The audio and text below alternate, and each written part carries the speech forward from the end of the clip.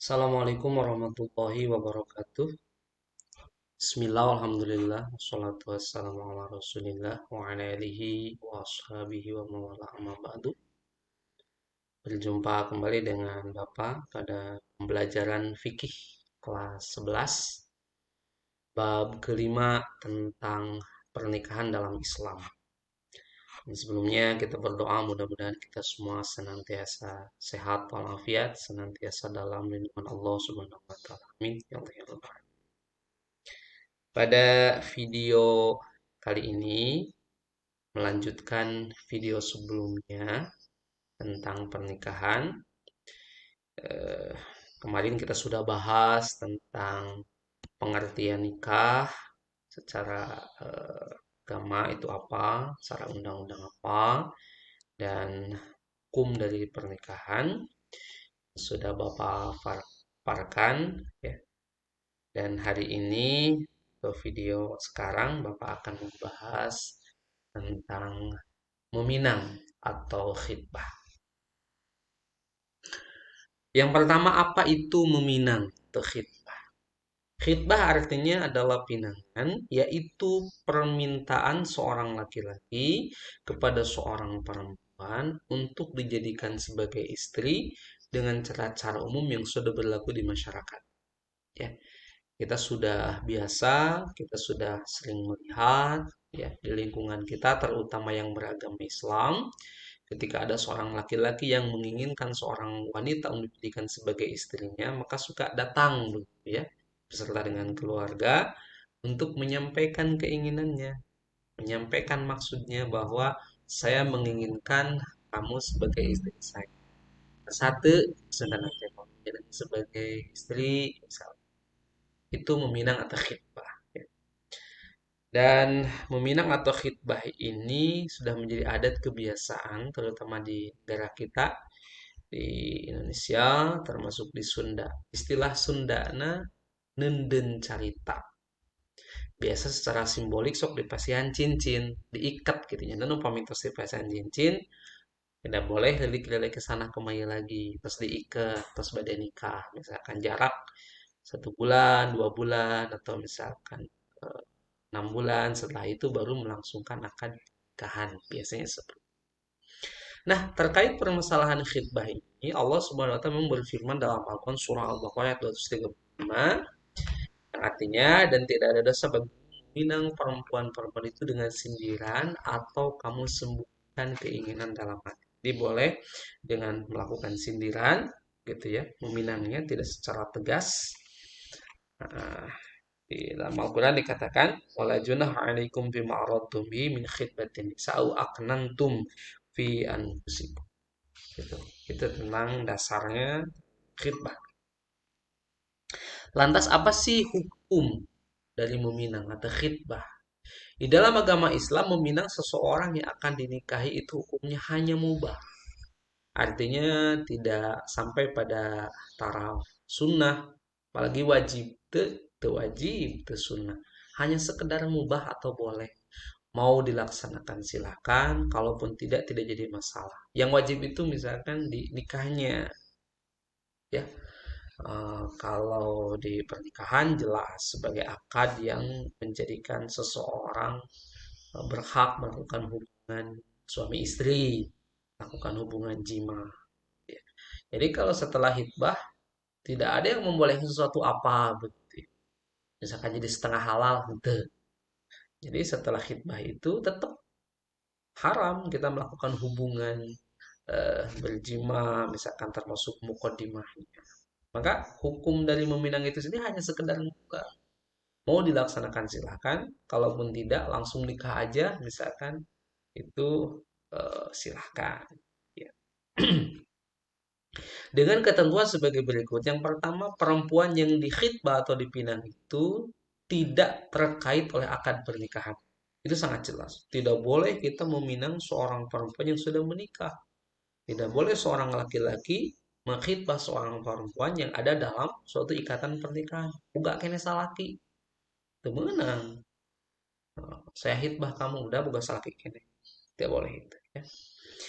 Berikutnya yang kedua, tidak boleh perempuan itu dipinang yang dalam masa iddah tolak roz'i atau tolak yang bisa kembali. Tolak itu kan ada tolak satu, tolak dua, tolak tiga. Tolak satu, tolak dua, boleh seorang suaminya kembali lagi kepada istri. Misalkan saya tolak kamu, tolak satu, bisa cerai. Di dalam masa tolak itu, rujuk itu, misalkan seorang laki-laki, si suaminya, mantan suaminya, pengen kembali lagi kepada istrinya, boleh kembali lagi. Kemudian cekcok lagi, cerai lagi, saya tolak kamu. Mbak, setelah talak kedua kalinya, bogoh deh ingin kembali lagi, misalkan menyesal, kembali lagi boleh. Nah, kalau sudah talak tiga, saya talak kamu, misalkan untuk tiga kalinya, atau langsung satu kali talak, tapi menggunakan talak tiga, saya talak tiga kamu. Maka seorang suami itu, mantan suami itu tidak boleh kembali kepada istri. Nah, di dalam tolak razi satu dua itu, ya, tidak boleh ada seorang laki-laki meminang perempuan meskipun mesti cerai dan masih kena talak dua, misalkan satu dan dua. Tidak boleh. Itu ya. Yang ketiga, tidak boleh seorang laki-laki mengkhitbah seorang perempuan yang ada dalam pinangan orang. Nus dihitbah ku batu, nus pakai cincin, misalkan. Saya hitbah kamu, jangan. Karena sudah ada diikat oleh orang lain. Khitbah lah ya kalimat selama belum ada janur kuning, misalkan melengkung, oleh iya lihat dulu kalau sudah ada cincin di jarinya itu sudah ada diikat seorang laki-laki.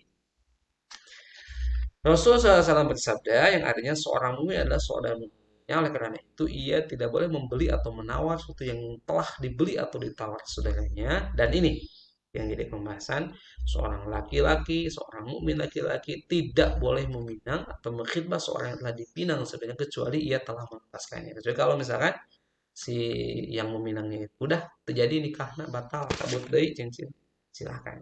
Nah, ini ada dalam hadis al-mukmin akhul fala yahilu lil mukmin an yabta'a ala bai akhihi wa la yaktubu ala khitbati akhi hatta yadhara muttafaq. Riwayat Imam Bukhari Muslim. Itu ya. Berikutnya cara mengajukan pinangan. Bagaimana cara mengajukan khitbah? Misalkan saya menginginkan seorang perempuan itu. Nah, yang pertama pinangan kepada gadis atau janda yang sudah habis masa iddahnya boleh dinyatakan secara langsung. Misalkan saya khitbah kamu, saya menginginkan kamu menjadi istri saya. Kalau seorang gadis. Kalau janda yang telah selesai ditalak oleh suaminya, habis masa iddahnya, saya meminang kamu, saya menginginkan kamu menjadi istri saya. Seperti itu. Ya, itu dinyatakan secara langsung. Yang kedua, kalau meminang kepada seorang janda yang masih dalam masa iddah talak bain satu dan dua, ya, atau maksudnya tolak yang ditinggal oleh suaminya yang meninggal dunia, ada seorang perempuan ditinggal mati oleh suaminya, ada seorang laki-laki yang menginginkan perempuan itu, maka dia mengkhitbah dengan secara sindiran, bogoh misalkan. Khitbahnya secara sindiran, boleh dilakukan? Boleh, boleh saja. Ya, seorang laki-laki mengkhitbah secara sindiran, tidak secara tegas, karena misalkan perempuan tersebut telah ditinggal mati oleh si suaminya. Itu boleh ya. Berikutnya pembahasan selanjutnya masih berkaitan dengan bab pernikahan adalah tentang mahram. Ya, mahram nikah. Apa itu mahram? Mahram nikah adalah orang, baik laki-laki maupun perempuan yang haram dinikahi. Jadi mahram itu adalah seseorang, baik laki-laki atau perempuan yang haram menikah dengannya. Kenapa haram menikah dengan dia? Karena misalkan ada hubungan darah, atau karena ada pertalian pernikahan dengan mertua, atau misalkan pernah sesusu. Ya, nanti kita bahas lagi. Nah, dalam hukum Islam ada ketentuan bahwa tidak setiap laki-laki atau setiap perempuan boleh dan sah untuk melangsungkan pernikahan. Banyak pasangan laki-laki dan perempuan karena sebab-sebab tertentu haram menjalin hubungan pernikahan. Tidak boleh. Haram. Ini harus tahu. Jangan sampai kita menikah dengan orang yang diharam ini. Karena nanti tidak sah. Kalau pernikahan tidak sah, maka hubungan suami istrinya menjadi zina. Tidak jima. Kalau suami istri menikah kan, kalau seorang laki-laki perempuan menikah menjadi suami istri, maka hubungan seperti itunya maaf ya, iki tuan teh disebut jima. Tapi kalau seorang laki-laki dengan perempuan tanpa hubungan pernikahan melakukan seperti itu maka zina. Atau laki-laki perlu melakukan pernikahan tapi tidak sah pernikahannya. Karena misalkan mahram, karena ada hubungan kerabat misal. Maka hubungan seperti itunya dinamakan zina. Hati-hati, harus tahu. Kita harus tahu mana yang masuk mahram nikah. Sebab-sebab seorang perempuan haram dinikahi. Kenapa seorang perempuan haram dinikahi? Ada 3 sebab. Yang pertama ada yang sebab-sebab haram itu selamanya tidak boleh nikah. Ya. Yang pertama sebab hubungan darah ini jelas. Yang pertama adalah seorang ibu haram seorang anak laki-laki menikahi ibunya. Hurrimat alaikum ummahatu. Diharamkan bagi kalian menikahi ibu-ibu kalian, termasuk ke atasnya nenek, ya, baik dari ibu dari bapak. Piraku ngawin neneknya, mas nenek kan selain mungkin asa mustahil lah, ya, seorang incu menikahi nenek. Kalau seorang menikahi ibu pernah terjadi kan? Dulu sang kuryang terpisah dengan ibunya. eh, itu kan legenda Tangkuban Perahu ya. Nah, terpisah, kemudian bertemu lagi, jadi bogoh ke indung nate. Tapi ibunya tahu ketika nyisiran budak nate, oh cenah aya urut, nakoa baheula ku saya, ku gayung gitu. Jadi ada yang sumbi tahu bahwa itu ada anaknya, ibunya gak mau. Tapi si sang kuryang kekeh ingin menikahi ibunya, akhirnya ya, suruh untuk membuatkan sebuah perahu katanya gitu ya. Tangkuban Perahu di Jawa Barat legendanya karena si Dayang Sumbi ini membuat matahari palsu katakan ya supaya membangunkan ayam-ayam berkokok tandanya subuh padahal belum gitu ya. Akhirnya sang kuryang marah dan menendang perahu tersebut menjadi legenda Tangkuban Perahu. Itu cerita, entah benar atau tidak ya. Berikutnya yang kedua haram dinikahi hubungan darah karena anak perempuan. Tidak boleh seorang bapak menikahi anak perempuannya, haram. Termasuk cucunya yang perempuan. Berikutnya saudara perempuan adik atau kakak. Ya, seorang laki-laki menikahi adiknya yang perempuan tidak boleh, menikahi kakaknya yang perempuan tidak boleh. Berikutnya haram dinikahi oleh seorang laki-laki saudara perempuan bapak, yakni bibi atau uak. Adik bapak teh gelis, ayah nggak boleh.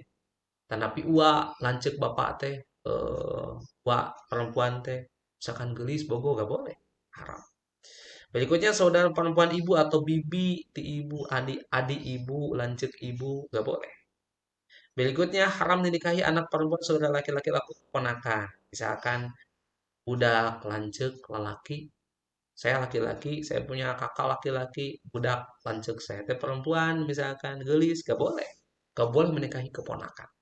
Termasuk anak perempuan saudara perempuan atau keponakan. Misalkan adik perempuan kita punya anak lagi perempuan, saya punya adik perempuan. Adik saya yang perempuan itu menikah, punya anak perempuan. Gak boleh saya menikahi anak adik saya.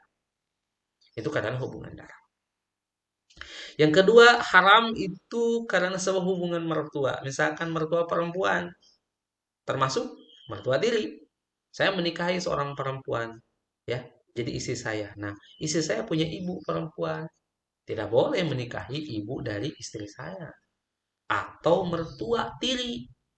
Lain mertua asli, mertua tiri. Misalkan, eh, perempuan yang saya nikahi itu punya ibu, tapi ibunya ibu tiri. Nggak bisa. Nggak boleh. Meskipun ibu tiri. Berikutnya yang kedua, haram dinikahi itu karena anak tiri. Jika istri atau ibunya telah dicampur. Misalkan kita seseorang laki-laki menikah dengan seorang perempuan yang sudah punya anak perempuan, ya, dinikahi ibunya, kemudian melakukan hubungan, dicampur itu melakukan bersenggama begitu ya, melakukan jima, tidak boleh menikahi anak. Nah, meskipun bukan anak asli. Kecuali kalau belum dicampuri, misalkan bercerai ya. Ada seorang laki-laki menikahi seorang perempuan yang sudah punya anak tiri, kemudian belum melakukan hubungan dicerai karena apalah misalkan faktor apa misalkan saat melakukan hubungan seperti itu dicerai, dia punya anak perempuan dinikahi boleh kalau begitu. Berikutnya yang ketiga adalah bekas menantu perempuan atau mantan istri anak. Gak boleh seorang laki-laki menikahi perempuan bekas istri anaknya. Dulu Rasulullah SAW pernah menikahi bekas istri anak angkatnya, Zaid bin Harithah. Istrinya Zainab binti Jahsy. Ketika bercerai, ya, kemudian dinikahi ke Rasulullah bekas istri anak angkatnya. Nah, kalau sekarang baik anak angkat ataupun anak asli tidak boleh seorang laki-laki menikahi bekas istri dari anak. Kemudian bekas ibu tiri juga gak boleh. Urut ibu tiri dinikahi gak boleh.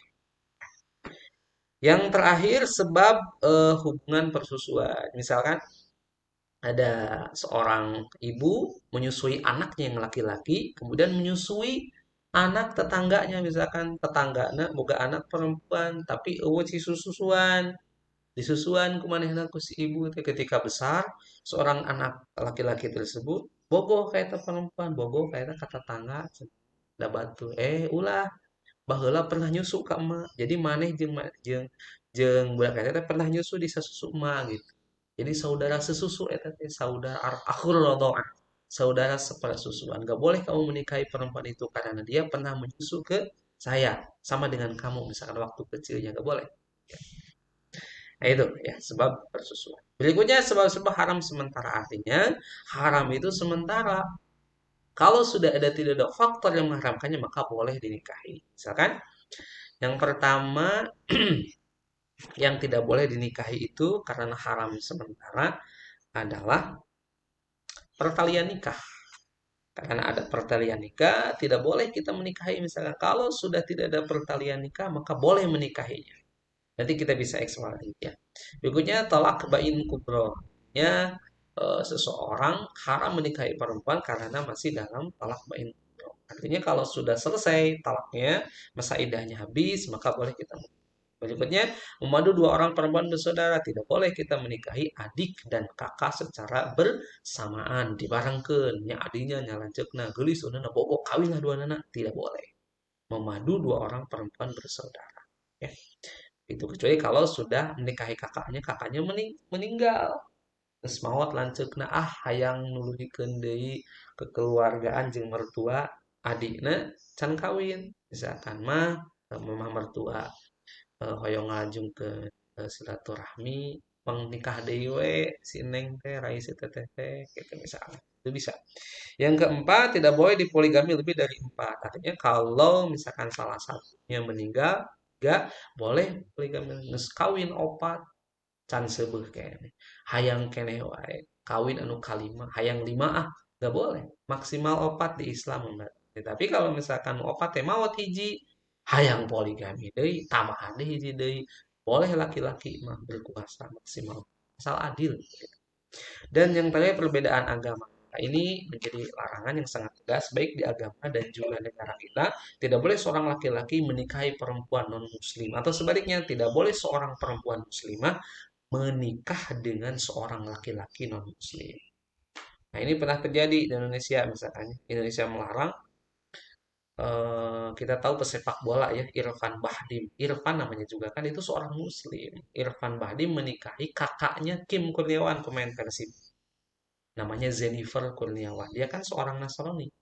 Maka ketika Indonesia melarang baik secara agama, pengadilan KUA ataupun negara Indonesia melarang pernikahan beda agama, maka Irfan Bahdim dengan Jennifer ini menikahnya di Jerman di sana. Setelah menikah baru datang lagi ke Indonesia. Jadi nikahnya di sana di Jerman. Kalau Indonesia kan tidak boleh. Tidak boleh menikah beda agama. Itulah yang mungkin bisa Bapak sampaikan di video kali ini. Ada dua pembahasan tadi ya. Yang pertama khidbah, yang kedua mahram. Semoga dapat dipahami. Kalau yang belum paham boleh bertanya di WA ya, baik di grup ataupun secara japri. Semoga ada manfaatnya. Yang benar dari Allah, yang salah dari kebodohan saya. Allahul muwaffiq ila aqwamit thoriq. Billahi taufiq wal hidayah. Assalamualaikum warahmatullahi wabarakatuh.